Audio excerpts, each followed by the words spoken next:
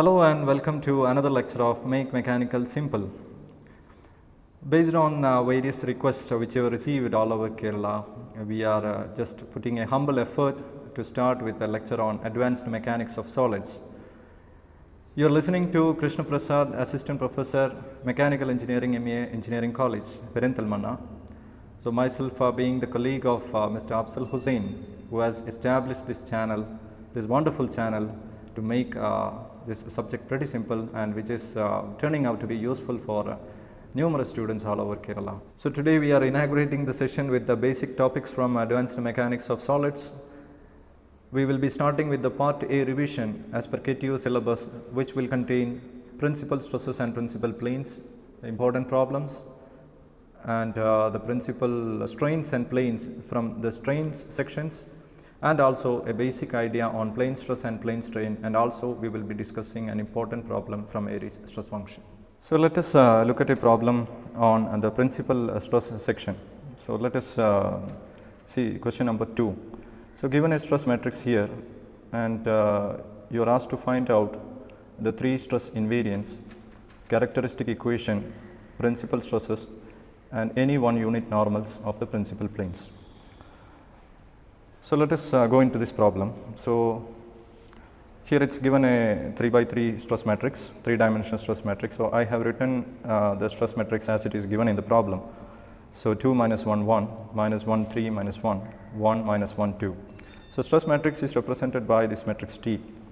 So I presume you might be aware on how to write the standard form of a stress matrix. So this is the standard form of a 3-dimensional stress matrix. So the first row represents the stress components in the x plane, second row represents the stress components in the y plane, and the third row represents the stress components in the z plane. So here you can see 2 suffixes xx.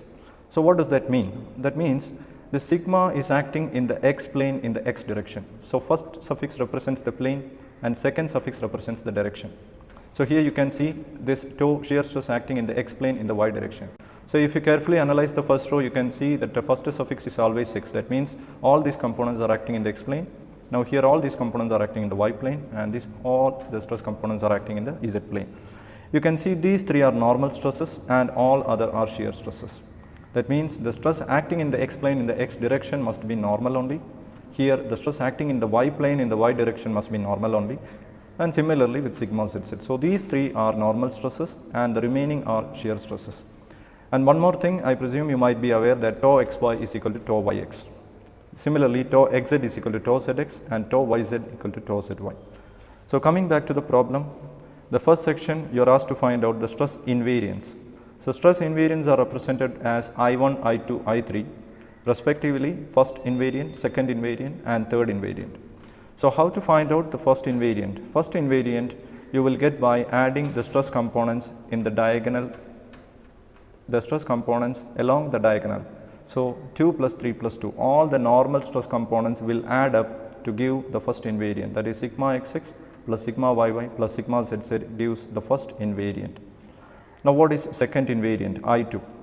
So second invariant, how to find out? Now as you can see, it is the sum up of 2 by 2 matrix, this is a 2 by 2 matrix, this is another 2 by 2 matrix, this is another 2 by 2 matrix. So how we get these 2 by 2 matrix?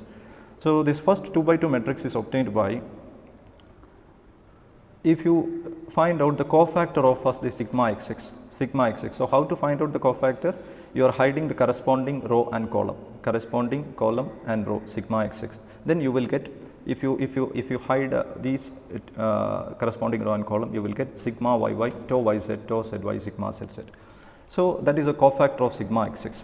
So cofactor of sigma xx now plus cofactor of sigma yy. Remember, I am not going into the second element, I am going into the next normal stress. So cofactor of sigma xx plus cofactor of sigma yy plus cofactor of sigma zz, that is represented here. That these 3 cofactors of normal stress components will add up to give the second invariant I2. Now how to determine I3? I3 is obtained by finding out the determinant of the entire matrix, so determinant of T. So you have obtained what is I1, I2 and I3. Now moving on to the next part, the characteristic equation. So characteristic equation, this equation you have to learn. We have a derivation of this equation. So right now we don't need to go into the derivation. So this is the standard form of a three-dimensional stress characteristic equation, sigma cube minus I1 sigma square plus I2 sigma minus I3 equal to 0, equal to 0. So you should not make a mistake by omitting the 0 on the RHS. So characteristic equation in its complete form is sigma cube, and you have to change the signs alternatively. So here before sigma cube it is obviously positive, now here negative, here positive and negative, like that. So sigma cube minus I1 sigma square plus I2 sigma minus I3 equal to 0. So let us substitute the values for I1, I2 and I3. We have I1 equal to 7, I2 equal to 13 and I3 equal to 7. You will get the characteristic equation as sigma cube minus 7 sigma square plus 13 sigma minus 7 equal to 0. As you can see, this is asked for 2 marks for the university paper. So you should write the standard form that will give you 1 mark, and by substituting the values you have to write that will give you the next 1 mark. So we have found out the characteristic equation. Now we are moving out to the next part. What are the principal stresses? So obviously this principal stress, a 3D stress matrix, by solving principal stresses there will be 3 values for principal stress. They are sigma 1, sigma 2 and sigma 3. So these 3 values are obtained by solving this cubic equation in sigma. So if you input these values in the calculator in the equation solving mode, that will fetch you the values of sigma 1, sigma 2 and sigma 3. So here you have to take care that the highest value need to be assigned to sigma 1 and the lowest value to sigma 3. This is for the convenience of the calculation. So sigma 1 you are giving highest value, sigma 3 you are giving lowest value. Even if you are getting a minus value, that is if it is a negative value, that value should be considered as the lowest and should be given to sigma 3. So sigma 1, sigma 2, sigma 3 obtained by solving this equation. So we got the 3 values for principal stresses, sigma 1, sigma 2 and sigma 3. Now I am just moving out of this question paper. Now sometimes you will be asked what is the value of tau max, maximum shear stress. So maximum shear stress is obtained by sigma 1 minus sigma 3 divided by 2, that is the highest principal stress minus lowest principal stress divided by 2. Now sometimes if you are having sigma 3 negative value, that means sigma 1 minus of that value, that will give you sigma 1 plus that value divided by 2 if it is a negative sign. Now for the time being here it is a not negative sign, so we do not need to worry about that. So it is sigma 1 minus sigma 3 by 2. So which will give you 1.7 kilopascal. So we have completed part A, B and C. Now we are moving on to part D, in which you are asked to find out any one unit normal of principal planes. Now what specifically that means? That means we have found out 3 principal stresses, sigma 1, sigma 2, sigma 3. Now they are asking what are the direction of these principal stresses, any direction of any one of the principal stress. Now sometimes they will specifically ask what are the unit normal of the largest value of principal stress. So these directions can be represented by nx, ny and nz. What does that mean? That means how much it is aligned to x axis, how much it is aligned to y axis and how much it is aligned to z axis, or how much it is aligned to any of those planes, x plane, y plane or z plane, like that. So now I have taken the largest value sigma 1 is equal to 4.4, because sometimes they will specifically ask what is the direction or what is the principal plane of the largest principal stress. So here I have taken sigma 1 is equal to 4.4. I am finding out the direction corresponding to sigma 1 is equal to 4.4. Now for finding out the directions nx, ny, nz, we have 2 methods. Now I am following an easiest method in which you need to find out 3 coefficients, capital A1, capital B1, capital C1. So how do we find out the value of these 3 coefficients? Now let us look at the stress matrix. This is the standard form of the stress matrix. Now how do I find A1? Now A1 I am finding out, let us take the first element sigma xx. Now I am finding out the cofactor, that means I am hiding the corresponding row and column. So remaining I am getting sigma yy, tau yz, tau zy, sigma zz. So here you can see sigma yy, tau yz, tau zy, sigma zz. Now one more thing I am doing, I am subtracting the considered principal stress from the corresponding normal stresses in the obtained cofactor matrix. Now, if I take the first element, I am finding out A1. So, for finding out A1, I am just considering this sigma xx. I am taking the cofactor. So, I got the cofactor matrix as this. Now, I am subtracting the sigma 1 from these two normal stresses alone, not from the shear stresses. So, sigma yy minus sigma, tau yz, tau zy, sigma zz minus sigma, and I am finding out the determinant, that is the value for capital A1. Now, capital B1, here you have to take care a bit more specific. Now, for B1, I am not moving on to sigma yy, I am moving on to tau xy. I am moving on to tau xy, not sigma yy. So, tau xy, I am finding out the cofactor. So, cofactor gives you tau yx, tau yz, tau zx, sigma zz, tau yx, tau yz, tau zx, sigma zz. So, here I am subtracting the sigma from the normal stress component alone, not from all these diagonal elements, because since this is a shear stress, I should not subtract this sigma from here. So, I am subtracting sigma from sigma zz alone, and I am keeping all three elements as such. Now, here one more thing, please take care, I am putting it a negative sign here. Why I am putting a negative sign here? Because it is the same procedure of finding out the determinant. It is like minus 1 raised to I plus j. Now, if you move to this element, it is first row second column, So, while finding out the determinant, you are giving a negative sign for this element here. So, the same principle applies here. I am putting a negative sign because minus 1 raised to I plus j, minus 1 raised to 1 plus 2. So, it will be minus only.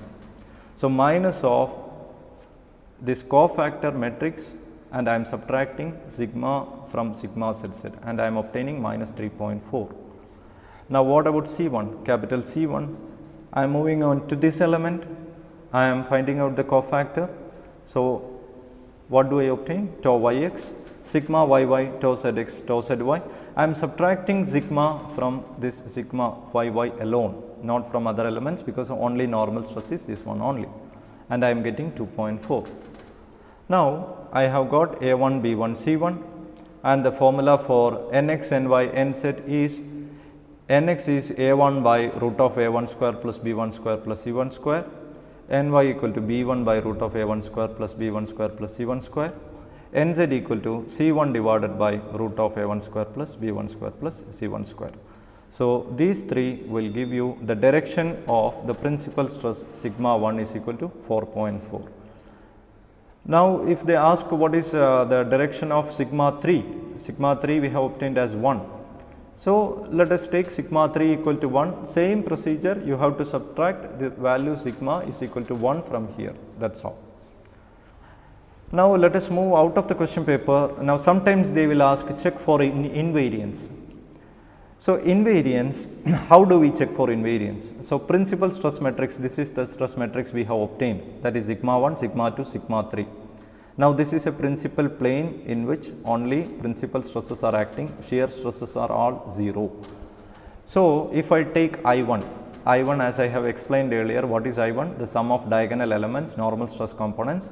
I1 is equal to 4.4 plus 1.58 plus 1, which is approximately equal to 7, which is the same value as I have obtained initially while starting the problem with the original stress matrix.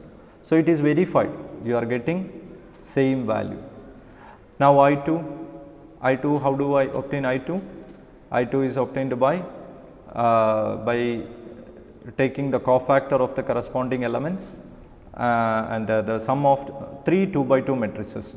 So, you will get approximately equal to 13, which is the same as the I2 value of the standard matrix which we started initially, and I3, if you take, because all the shear components are 0, I3 you will get sigma 1, sigma 2, sigma 3, which is approximately equal to 7.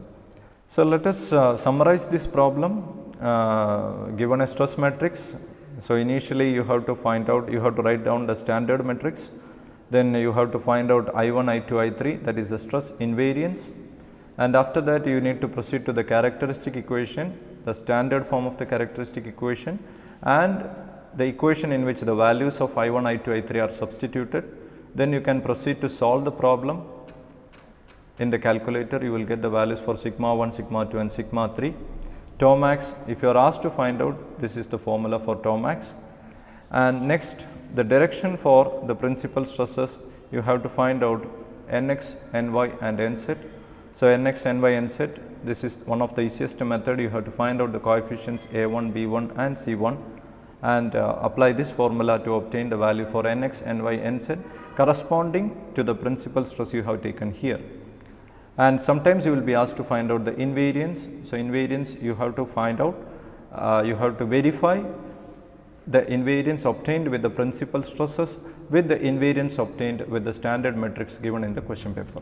So, let us discuss one more problem from the stress matrix portion, in which given a stress matrix and also given the direction cosines, and you are asked to find out the stresses on that plane in which the unit normals are given. So, we have a stress matrix and we have the direction cosines. So, how to find out the stresses on a plane with the given direction cosines? Now, let us look into this problem. You can see I have written the given stress matrix as it is, and you might be aware of on how to write the matrix in the standard format. This is sigma xx, tau xy, tau xz, tau yx, sigma yy, tau yz and tau zx, tau zy and sigma zz, etc. So, this means sigma xx is equal to 50, sigma yy equal to 20, sigma zz equal to 30, like that. So, also given nx equal to 1 by root 2, ny equal to 1 by 2 and nz equal to 1 by 2. So, I hope you might be knowing the Cauchy's equation for finding out the stress components on a plane. So, the Cauchy's equation I have written here the expression for Tx, Ty, Tz. So, Tx means the stress component in the x direction, Ty the stress component in the y direction, Tz the stress component in the z direction. So, if you take the resultant of these three, you will get the resultant stress at a given point. And the equation is Tx is equal to Nx sigma xx plus Ny tau xy plus Nz tau xz. So, there is a easy way to remember this equation. You can see this is in the exactly in the order as I have mentioned in the standard matrix format, sigma xx, tau xy, tau xz. So, just you have to multiply Nx, Ny, Nz with the corresponding elements and add all these components. So, Nx sigma xx plus Ny tau xy plus Nz tau xz. Similarly, Ty, the stress along the y direction is Nx tau yx plus Ny sigma yy plus Nz tau yz. What is the stress in the z direction?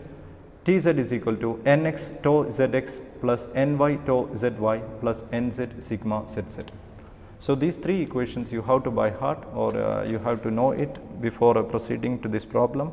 So, now it is almost easy. Nx, Ny, Nz values are given.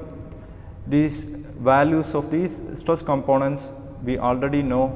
So, first of all, before proceeding to the problem, you have to write the matrix in the standard format and equate it with the given matrix, so that these values do not go wrong. So, now it is easy. What is the value for sigma xx, what is tau zy, etc., etc. So, now direct substitution, you can find out Tx, Ty, Tz. These are the stress components along a particular direction. Now, square root of Tx square plus Ty square plus Tz square will fetch you the final resultant stress at a given point. Now, let us proceed to find out what is a normal stress. So, the equation for normal stress is Nx square sigma xx plus Ny square sigma yy plus Nz square sigma zz plus 2 Nx Ny tau xy plus 2 Ny Nz tau yz plus 2 Nz Nx tau zx. So, here also we have the ready made values for Nx, Ny, Nz, and we know the values of all the stress components. By substituting, you can find out what is the resultant normal stress. So, once you find out the resultant normal stress and the resultant stress, it is easy to find out the value for shear stress. As I have written here, the final stress square is equal to normal stress square plus shear stress square. So, from this, tau is equal to square root of T square minus sigma square, which will give you the value for shear stress. So, this problem is asked for 10 marks. Now, only thing you need to know what are the equations for Tx, Ty, Tz, substitute and find out the value for T, then for sigma, and finally for tau. So, here we have a question from the theory part, define the term state of stress at a point, which is asked for 3 marks. So, when it is asked for 3 marks, let us concentrate on making it brief by including 3 points. So, let us draw a diagram here, and let us mention a point P in a section which is acted upon by a force F. So, we know that we can specify stress for an area, but how do we specify the stress at a point? Now, let us consider a small area delta A around this point P, and let us assume that a small force delta F is acting upon this area around the point P. Now, stress at a point P by definition is given by limit delta A tending to 0 delta F divided by delta A.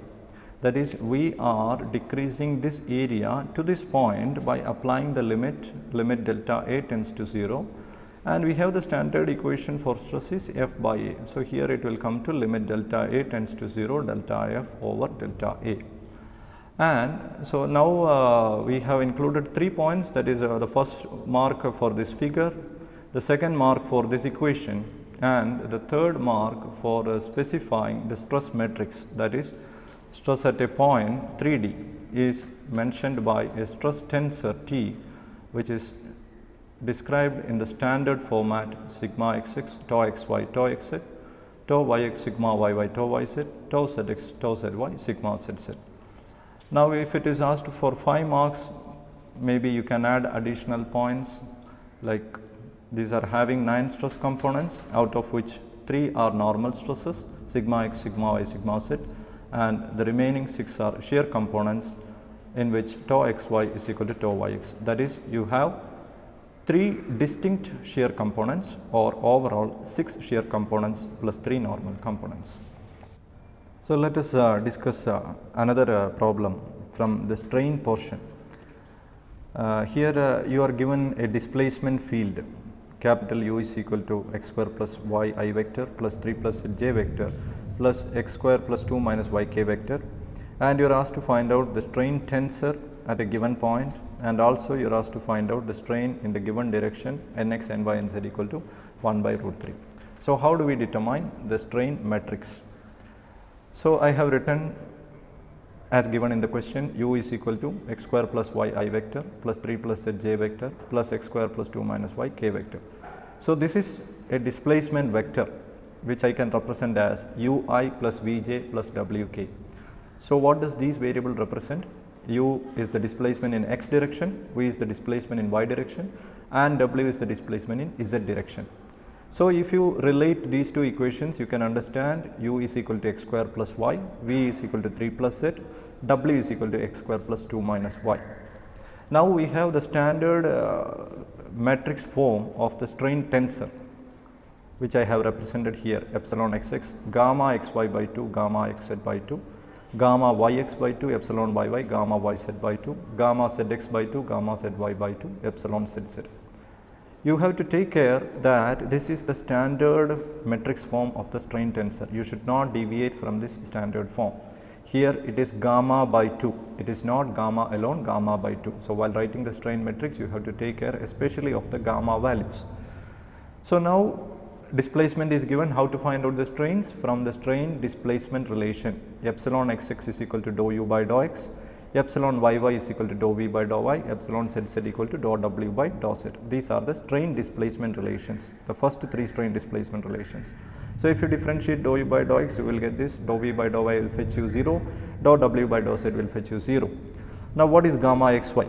Gamma xy is dou v by dou x plus dou u by dou y. So, someone might be having a difficulty to remember all these equations. So, how do you remember the equation for gamma xy, gamma yz, gamma zx? If you carefully see gamma xy, now in the denominator you have dou x, denominator you have dou y. So, here the x element, denominator dou x, Now here plus next denominator y divided by dou y. Now you should apply the corresponding displacement in the cross diagonal element. So here y corresponding displacement is v, which you have to apply to the cross element here. Here x you have the displacement u, you have to apply it over here and add these values. So dou v by dou x plus dou u by dou y. Similarly, what is gamma y z? Here you have in the denominator dou y, in the denominator dou z. The displacement of z is w, you have to apply it over here, dou w. The displacement of y, in the y direction is v, which you have to apply it over here. So we have obtained over the form, the values of gamma xy, gamma yz and gamma zx. So we have obtained epsilon xx, epsilon yy, epsilon zz, gamma xy, gamma yz and gamma zx. Now after that you have to write the standard matrix form, which I have represented here, epsilon xx gamma xy by 2 gamma xz by 2. So here I have mentioned epsilon xx. Here you can see, please take care, gamma xy is equal to 1, but in the matrix I have to represent gamma xy by 2. So I should mention 1 by 2. Now what is gamma xz? Gamma xz is same as gamma zx, which is 2x. I have to mention it by 2 inside the matrix. So 2x by 2 will fetch you x. So this is the standard strain tensor, and you are asked to find out what is the value of strain tensor at 3, 2, minus 1. I substitute the corresponding values to obtain the final strain tensor at that given point. Now the B part, you are asked to find out what is the normal strain in the direction, or simply the strain in the direction nx, ny, nz equal to 1 by root 3. So similar to the expression for normal stress, you might be knowing the expression for normal stress sigma, which I have discussed in the initial problem. So similarly, we have the expression for normal strain nx square epsilon xx plus ny square epsilon yy plus nz square epsilon zz plus 2 nx ny epsilon xy plus 2 ny nz epsilon yz plus 2 nz nx epsilon zx. So why I have mentioned in epsilon xy form, to make it clear for you that epsilon xy is equal to gamma xy by 2. This is the standard relation. So if you substitute gamma xy by 2 here, this 2 and 2 gets cancelled off to give the final expression. Epsilon is equal to nx square epsilon xx plus ny square epsilon yy plus nz square epsilon zz plus nx ny gamma xy plus ny nz gamma yz plus nz nx gamma zx.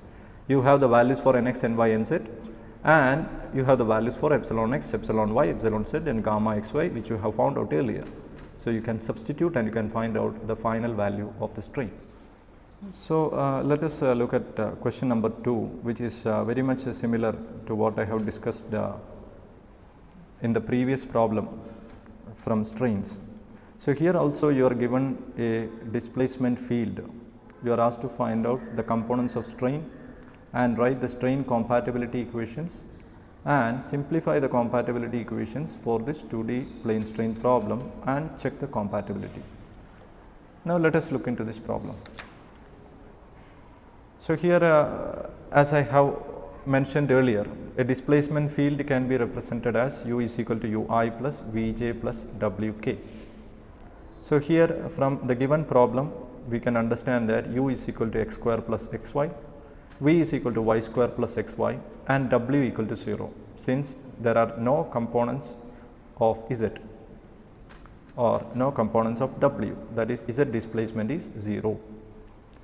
Now since w equal to 0, we can understand that it is basically a 2D problem because it is not 3-dimensional.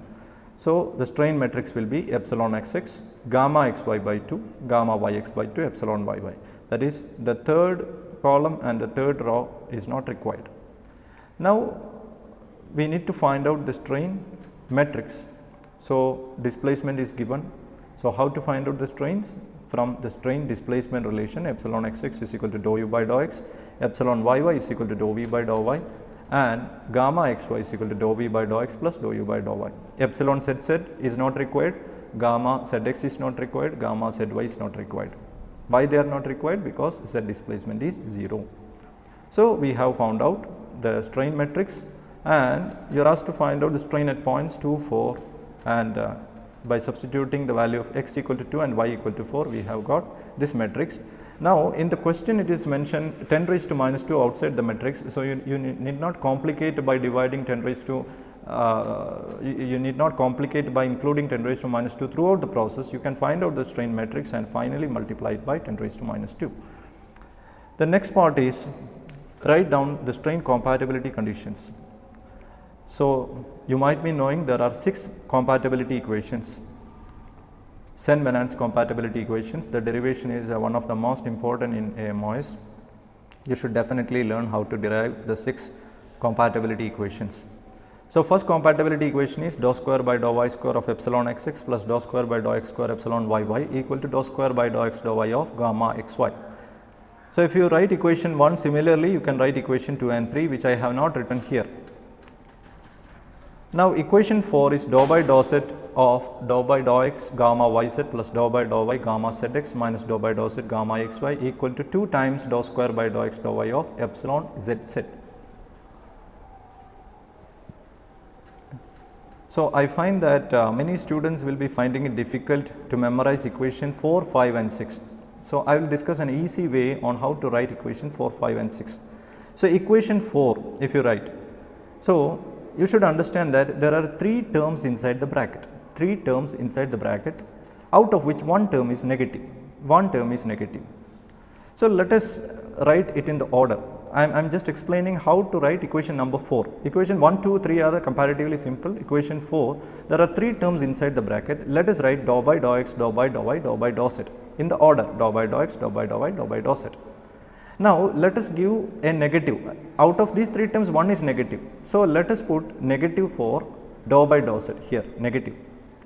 So, if you put a negative for dou by dou z term here, this dou by dou, whichever term is negative dou by dou z, that you should write outside the bracket dou by dou z, derivative alone.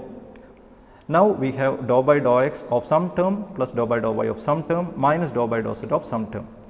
Now, which term to write here? Now, let us follow a cyclic process, dou by dou x here. So, what is the cyclic term? xyz, xyz, xyz. If you write it in a cyclic form, after x it is yz. So, dou by dou x of gamma yz. Here it is dou by dou y. Now, after y it is zx, gamma zx. Dou by dou z, after z it is xy, cyclic term is gamma xy equal to 2 times dou square by some term. This you have to by heart, because some basic skeleton of the equation you need to be it need to be in your mind. Only a few terms to memorize, I am helping you. So, 2 times dou square by some term of, here you should understand one strain component is coming, not shear component, normal component. So, which normal component? The term which you have taken outside dou by dou z, or the negative term which you have introduced, that term will come here epsilon z. So, if you write epsilon z here, you have to write the other 2 variables on the denominator. You have to differentiate with respect to other 2 variables, dou square by dou x dou y. It can be of any order. You can write dou square by dou y dou x is also fine, or dou square by dou x dou y. So, I hope you can easily write down equation 5 and 6. So, how to write equation 5 and 6? You just put a negative term here minus dou by dou x and put positive for other 2 terms. So, dou by dou x will come outside, here it will come epsilon xx, and here it will come dou square by dou y dou z. Similarly, write down equation 6. So, 6 equations you have to write down, that is what which is asked in the question paper. Now, question number C. Apply the condition of 2D plane strain. So, 2D plane strain is defined as epsilon z equal to gamma yz equal to gamma zx equal to 0. So, this particular definition I will detail in another lecture. So, for the time being you need to understand this is the basic definition of 2D plane strain. Now, if you substitute these conditions in the 6 compatibility equations, only one equation finally exists, which is equation number 1, that is dou square by dou y square of epsilon xx plus dou square by dou x square epsilon yy equal to dou square by dou x dou y of gamma xy. All other 5 equations vanish. So, verifying the above equations, you will get LHS equal to RHS equal to 0, which means the compatibility equation is satisfied. The compatibility equation is satisfied, which means the given strain field or displacement field is possible. So far, we have discussed problems from stress metrics, and further we discussed problems from strain metrics. So now this is a special problem. Let us discuss problem number 4, in which stress components are given and you are asked to find out the strain metrics. Earlier it was like straight away stress matrix was given and you were asked to find out something related to stress, principal stress, or a displacement field was given, you were asked to find out the strain matrix. Now stress is given, you need to find out the strains. So stress values are given, you are asked to find out the principal strains and its direction. Now modulus of elasticity is given, Poisson's ratio is given. Now let us look at the problem definition. Now given sigma xx, sigma yy and tau xy. So from this you can understand that it is a 2D state of problem. Sigma zz, tau zx, tau zy are not given. That means this is a 2D problem. Only sigma xx, sigma yy and tau xy. Also given modulus of elasticity 210 gigapascal, which we are converting into megapascal because the values are given in megapascal for the stress components. Poisson's ratio nu is given as 0.25. Now the question is to find out principal strains and directions. Now first of all, before finding out the principal strains, you need to find out the strain matrix. So for finding out the strain matrix, you need to find out the strains from the given stresses. So stresses and strains are related by Hooke's law or the constitutive equations. We have 6 such relations, that is epsilon xx is equal to 1 by capital E into sigma xx minus nu into sigma yy plus sigma zz. So since this is a 2D problem, sigma zz is 0, so our equation will be epsilon xx is equal to 1 by capital E into sigma xx minus nu into sigma yy. So if you substitute the values for capital E, sigma xx and sigma yy, you will get the value as 0.83 into 10 raised to minus 3. There is no unit because it is strain. Similarly, we can find out what is epsilon yy. Afterwards, you need to find out what is gamma xy. So gamma xy is equal to tau xy by g. So as I told earlier, we have 6 relations, one for epsilon xx, one as I have mentioned here, similarly for epsilon yy. Similarly, there is an expression for epsilon zz which we do not apply here because it is a 2D state of stress. Now what is gamma xy? Tau xy by g. What is gamma yz? Tau yz by g. Gamma zx is tau zx by g. So right now we do not need to bother about gamma yz and gamma zx because it is a 2D problem. So gamma xy is equal to tau xy by g. So here g is not given, modulus of rigidity is not given, only modulus of elasticity is given. So how do we relate E and G? E is equal to 2g into 1 plus nu. So from that you will get G is equal to 84 into 10 cube megapascal. Please take care, you should do all the units in megapascal, you should standardize the units. Do not complicate it by again simplifying the megapascal into pascal. So from this we will obtain gamma xy is equal to 0.6 into 10 raised to minus 3. So you can understand that I have taken 10 raised to minus 3 as a common term everywhere, so as to maintain this equation or the matrix as simple. So epsilon xx, gamma xy by 2, gamma yx by 2, epsilon yy. So my final matrix will come to 0.83, 0.3, 0.3 minus 0.65. Here it is 0.6 divided by 2, gamma by 2. 10 raised to minus 3 is a common term, that is why I told you have to simplify the entire problem, do not make it complicated, better maintain this 10 raised to minus 3 outside the matrix. Now the real problem starts to find out principal stresses. So we have just obtained the strain matrix, from this we have to obtain principal strains. So principal strains, very simple, the same procedure as we have followed for finding out principal stresses. The only difference is that invariants in strains are called J1, J2 and J3. Earlier you might be remembering the stress invariants are I1, I2 and I3. First invariant, second invariant, third invariant of stress. Similarly, first invariant of strain is called J1, second invariant of strain is called J2, third invariant of strain is called J3. Here I have not written third invariant of strain. Why? Because it is a 2D problem. Now if you want to see, the characteristic equation will be epsilon cube minus J1 epsilon square plus J2 epsilon minus J3 equal to 0. You might be remembering what is the characteristic equation of stress? Sigma cube minus I1 sigma square plus I2 sigma minus I3 equal to 0. So same thing for strain, only you have to change the variables, and also instead of sigma it is epsilon.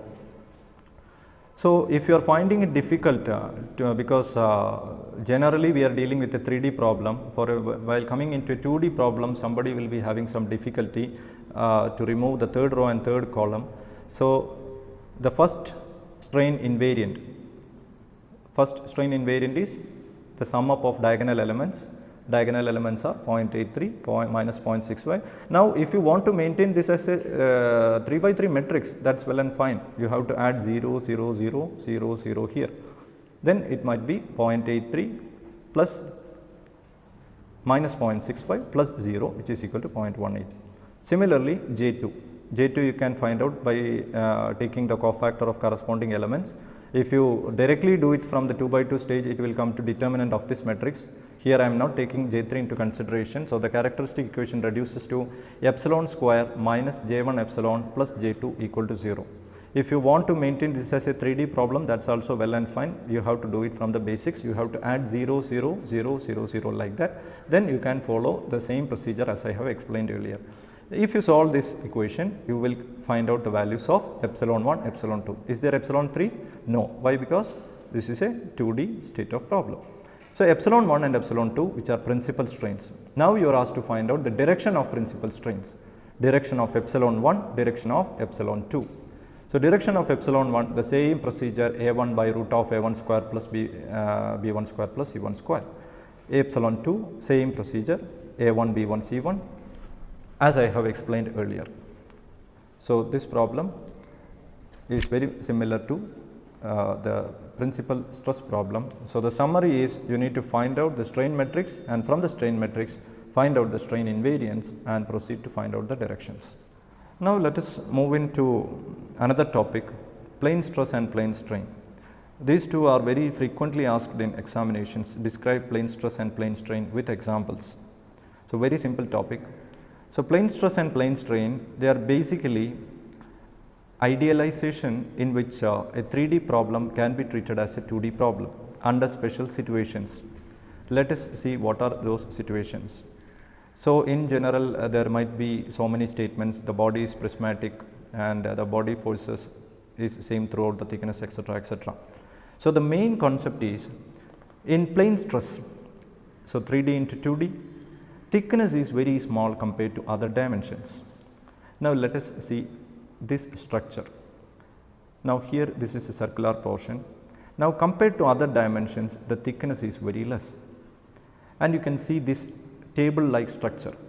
Now, compared to the length and breadth, the thickness is very small.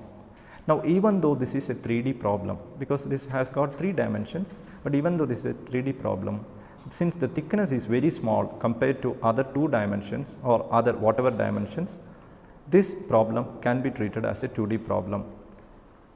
It's not over. Now, one more thing, special case as I have discussed. Now, the forces should act in lateral surface only. That is, if you want to treat this as a 2D problem, the forces should be acting like this. That is, the forces should not act vertically, that is along this direction. Forces should not act like here, like this or that. Even in this figure also, the forces should not act like this or like this. If the forces are acting, well and fine, but we cannot consider this as a plane stress problem. So, the forces should act in the lateral surface or direction. So, when the thickness is very small compared to other dimensions and the forces are acting like this, this 3D problem can be considered as a 2D problem. Now, let us not confuse that this thickness I am considering, this direction I am considering Z direction. I am considering the small thickness direction is oriented along Z direction. So, in plane stress, what are the definitions of plane stress? In plane stress, sigma ZZ, that is, whichever stress is acting along the Z direction, they are all 0. Normal stress in the Z direction, shear stress in the Z direction, shear stress in the Z direction.